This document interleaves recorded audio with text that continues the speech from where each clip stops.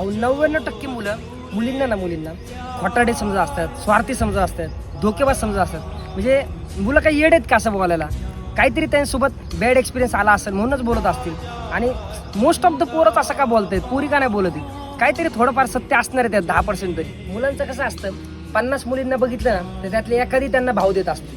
पण मुलींचं तसं नसतं. मुलींनी जर म्हणजे एकाला ठरवलं की ह्याला आपल्याला बॉयफ्रेंड बनवायचं आहे, 100% होऊ शकतो. म्हणजे आधी जर त्या पोराला जर गर्लफ्रेंड असेल ना तर तो तिला सोडेल. पण यांनी जर ठरवलं की हा माझा बॉयफ्रेंड झालाच पाहिजे, एका दिवसात होऊ शकतो, एका दिवसात. ह्या गोष्टीचा गर्व आहे का मुलींना?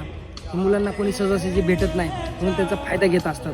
वाटलं तर सोबत ठेवतात, वाटलं तर हाकलून देतात. मुलांना एवढा त्रास देत जाऊ नका. मला सांगतो, मुलांची पण खूप डेंजर तळतळाट लागते बरं का. तुम्हाला जेवढं सहन होतंय ना तेवढंच तुम्ही त्रास देताय. देव सगळं बघतो.